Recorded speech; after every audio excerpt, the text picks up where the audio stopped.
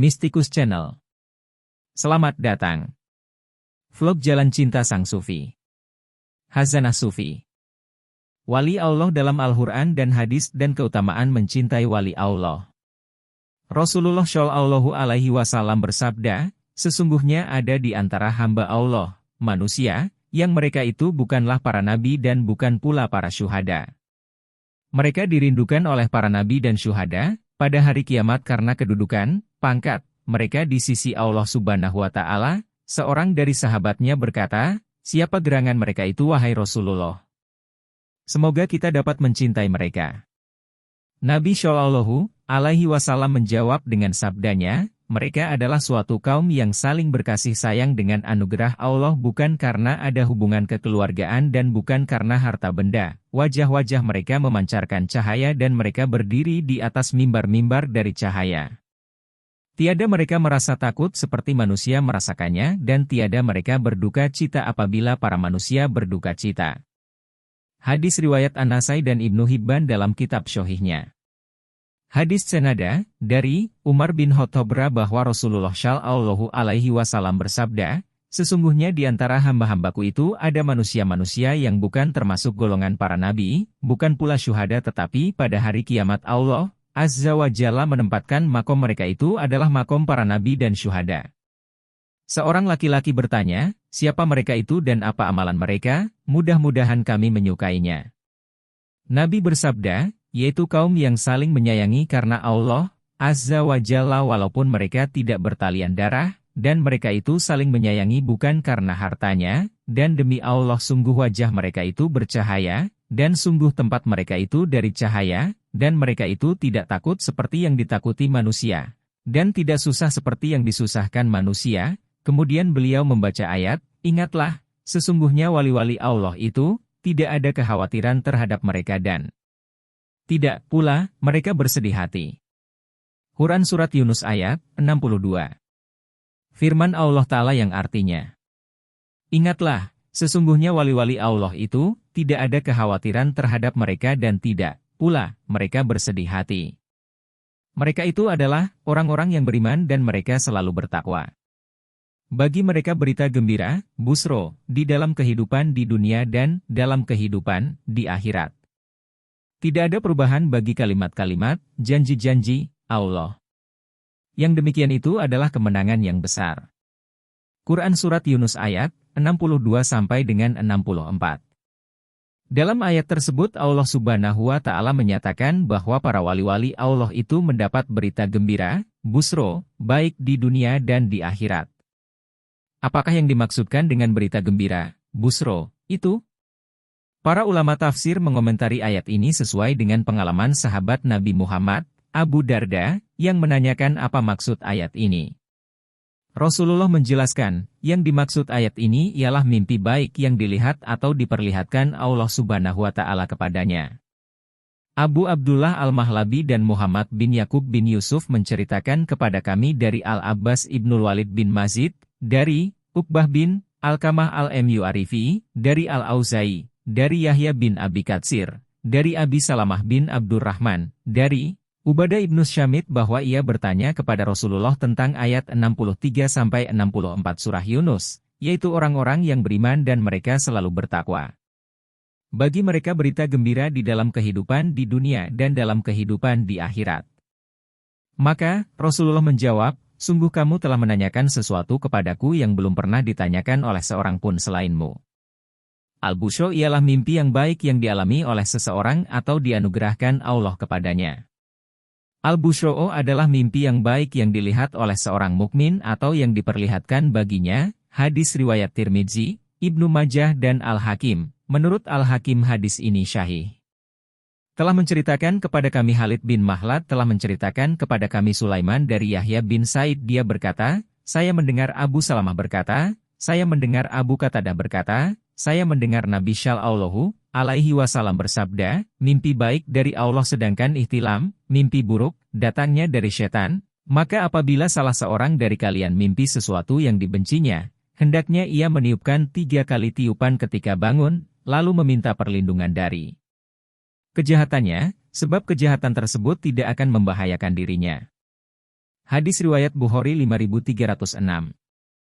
Telah menceritakan kepada kami Abdullah bin Maslamah dari Malik dari Ishaq bin Abdullah bin Abi Talhah dari Anas bin Malik, Rasulullah Shallallahu Alaihi Wasallam bersabda, mimpi baik yang berasal dari seorang yang syalih adalah satu bagian dari 46 bagian kenabian. Hadis riwayat Bukhari 6468. Mimpi yang baik yang dialami oleh para wali Allah adalah petunjuk dan bimbingan dari Allah Ta'ala untuk para kekasihnya. Mimpi yang baik yang dialami oleh para wali Allah adalah bagian dari kenabian yang tidak berhenti pada Nabi Muhammad Shallallahu Alaihi Wasallam saja, tetapi akan terus berlanjut pada masa-masa sesudahnya. Bumi ini tidak akan kosong dari para wali Allah. Setiap mereka wafat maka Allah Azza wa Jalla akan menggantikan mereka dengan yang lain sehingga agama Islam beserta Al-Quran tetap terjaga sampai akhir zaman. Sayyidina Ali bin Abi Thalib berkata kepada Kumail an-Nahai, bumi ini tidak akan kosong dari hamba-hamba Allah yang menegakkan agama Allah dengan penuh keberanian dan keikhlasan, sehingga agama Allah tidak akan punah dari peredarannya. Akan tetapi, berapakah jumlah mereka dan di manakah mereka berada? Setiap saat jumlah mereka selalu sama 124.000 wali, sebelumnya ada 124.000 sahabat dan 124.000 nabi. Jumlah mereka tidak banyak, tetapi nilai mereka di sisi Allah sangat mulia. Dengan mereka, Allah menjaga agamanya dan syariatnya, sampai dapat diterima oleh orang-orang seperti mereka. Mereka menyebarkan ilmu dan ruh keyakinan. Mereka tidak suka kemewahan, mereka senang dengan kesederhanaan. Meskipun tubuh mereka berada di dunia, tetapi rohaninya membumbung ke alam malakut. Mereka adalah khalifah-khalifah Allah di muka bumi dan para dai kepada agamanya yang lurus. Sungguh, betapa rindunya aku kepada mereka. Dalam hadis qudsi, Allah berfirman yang artinya, para waliku itu ada di bawah naunganku, tiada yang mengenal mereka dan mendekat kepada seorang wali, kecuali jika Allah memberikan taufik hidayahnya. Abu Yazid al-Bustami mengatakan, para wali Allah merupakan pengantin-pengantin di buminya dan takkan dapat melihat para pengantin itu melainkan ahlinya. Sahal ibn Abidi Allah Etustari ketika ditanya oleh muridnya tentang bagaimana cara mengenal waliullah, ia menjawab, Allah tidak akan memperkenalkan mereka kecuali kepada orang-orang yang serupa dengan mereka, atau kepada orang yang bakal mendapat manfaat dari mereka, untuk mengenal dan mendekat kepadanya. As-Sarraj Etusi mengatakan, jika ada yang menanyakan kepadamu perihal siapa sebenarnya wali itu dan bagaimana sifat mereka, maka jawablah, mereka adalah orang yang tahu tentang Allah dan hukum-hukum Allah, dan mengamalkan apa yang diajarkan Allah kepada mereka. Mereka adalah hamba-hamba Allah yang tulus dan wali-walinya yang bertakwa. Dari Abu Umamah radhiyallahu anhu, Rasulullah Shallallahu Alaihi Wasallam bersabda, berfirman Allah yang maha besar dan agung, di antara para waliku di hadiratku, yang paling menerbitkan iri hati ialah si mukmin yang kurang hartanya, yang menemukan nasib hidupnya dalam sholat, yang paling baik ibadat kepada Tuhannya, dan taat kepadanya dalam keadaan tersembunyi maupun terang. Ia tak terlihat di antara halayak, tak tertuding dengan telunjuk. Rezekinya secukupnya, tetapi ia pun sabar dengan hal itu. Kemudian beliau Shallallahu Alaihi Wasallam menjentikan jarinya, lalu bersabda, kematiannya dipercepat, tangisnya hanya sedikit dan peninggalannya amat kurangnya. Hadis riwayat At-Tirmidzi, Ibn Majah, Ibn Hanbal. Imam Al-Bazzar meriwayatkan dari Ibnu Abbas radhiyallahu anhu, ia mengatakan, seseorang bertanya, ya Rasulullah Shallallahu Alaihi Wasallam, siapa para wali Allah itu? Beliau menjawab, orang-orang yang jika mereka dilihat, mengingatkan kepada Allah. Tafsir Ibnu Katsir 3:83. Sayyidina Ali karramallahu wajhah adalah bertindak sebagai nabi namun bukan nabi karena tidak ada nabi setelah Rasulullah Shallallahu Alaihi Wasallam. Beliau adalah imam para wali Allah. Mimpi yang baik yang dialami oleh para wali Allah adalah sebagai salah satu sarana bertemu atau berkomunikasi dengan penghuni langit yakni para malaikat dan orang-orang soleh yang telah wafat dan tentunya dapat pula bertemu dengan manusia yang paling mulia, Nabi Muhammad Rasulullah Shallallahu Alaihi Wasallam. Telah menceritakan kepada kami Mu'alla bin Asad telah menceritakan kepada kami, Abdul Aziz bin Muhtar telah menceritakan kepada kami Sabit al-Bunani dari Anas radhiyallahu anhu mengatakan, Nabi Shallallahu alaihi wasallam bersabda, "Siapa melihatku dalam mimpi, berarti ia telah melihatku, sebab setan tidak bisa menjelma sepertiku, dan mimpi seorang mukmin adalah sebagian dari 46 bagian kenabian." Hadis riwayat Bukhari 6479. Abdullah ibnu Abbas radhiyallahu anhu pernah berkata, ruh orang tidur dan ruh orang mati bisa bertemu di waktu tidur dan saling berkenalan sesuai kehendak Allah Subhanahu wa Ta'ala kepadanya, karena Allah Subhanahu wa Ta'ala yang menggenggam ruh manusia pada dua keadaan, pada keadaan tidur dan pada keadaan matinya. Firman Allah Ta'ala yang artinya, Allah memegang jiwa orang ketika matinya dan memegang jiwa orang yang belum mati di waktu tidurnya. Quran Surat Az-Zumar ayat 42. Al-Qurtubi dalam At-Tadhkirah mengenai hadis kematian dari syekhnya mengatakan, kematian bukanlah ketiadaan yang murni, namun kematian merupakan perpindahan dari satu keadaan, alam, kepada keadaan, alam, lain. Ibnu Zaid berkata, mati adalah wafat dan tidur juga adalah wafat. Rasulullah Shallallahu Alaihi Wasallam bersabda, hidupku lebih baik buat kalian dan matiku lebih baik buat kalian. Kalian bercakap-cakap dan mendengarkan percakapan.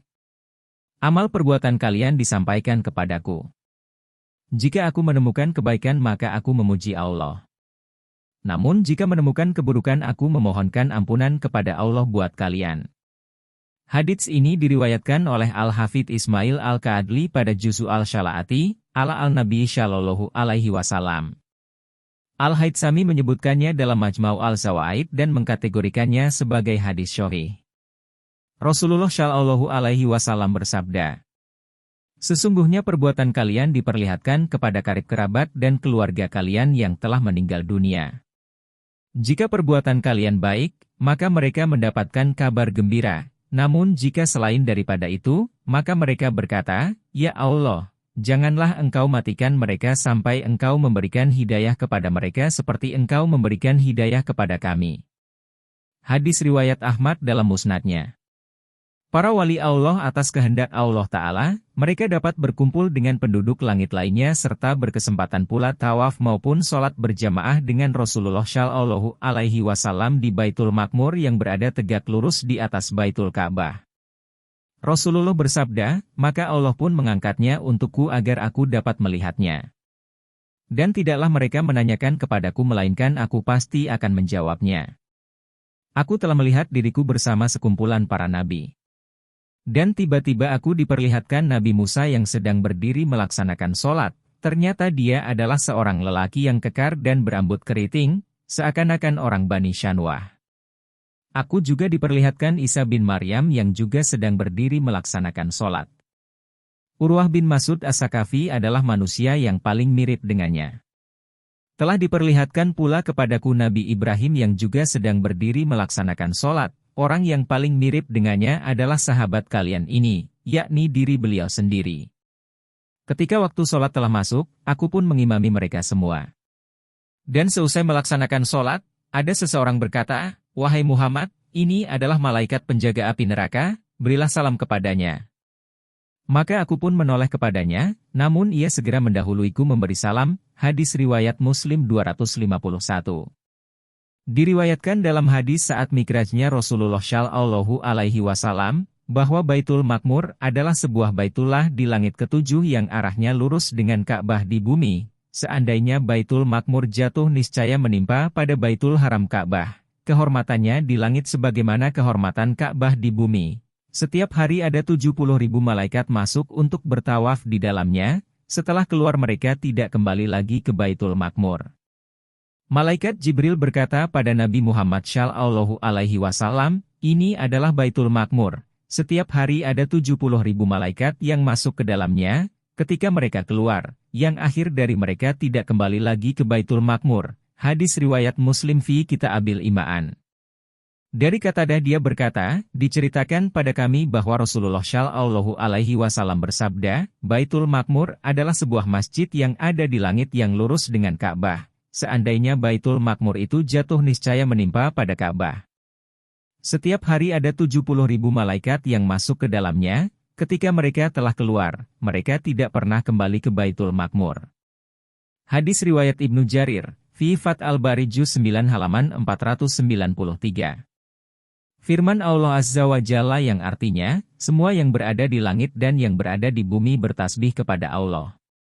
Dan dialah yang maha perkasa lagi maha bijaksana.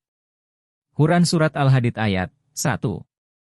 Para sahabat ketika duduk dalam sholat, tahiyat, bertawasul dengan menyebut nama-nama orang-orang soleh, para wali Allah, yang telah wafat maupun dengan para malaikat, namun Rasulullah Shallallahu Alaihi Wasallam mengajarkan untuk menyingkatnya menjadi As-sala alaina wa ala'a, ibadillahis syolihin. Maka hal itu sudah mencakup seluruh hamba-hamba Allah yang soleh baik di langit maupun di bumi. Keutamaan mencintai wali Allah. Dikutip dari pengarang kitab Amal et-Tarikh bahwa barang siapa yang menulis sejarah seorang wali Allah maka akan bersamanya di surga. Dan barang siapa yang menelaah namanya di dalam sejarah karena cinta kepadanya, maka seolah-olah menziarahinya. Dan barang siapa yang menziarahi seorang wali maka diampuni dosa-dosanya selama tidak menyakitinya atau menyakiti seorang muslim dalam perjalanannya. Demikian keterangan pada mukadimah kitab Al-Qirtas karangan Sayyidina Al-Imam bin Hasan Al-Attas. Jika Anda menyukai Mistikus Channel silahkan like, komen, share dan subscribe serta nyalakan tanda lonceng untuk mengikuti update terbaru. Terima kasih.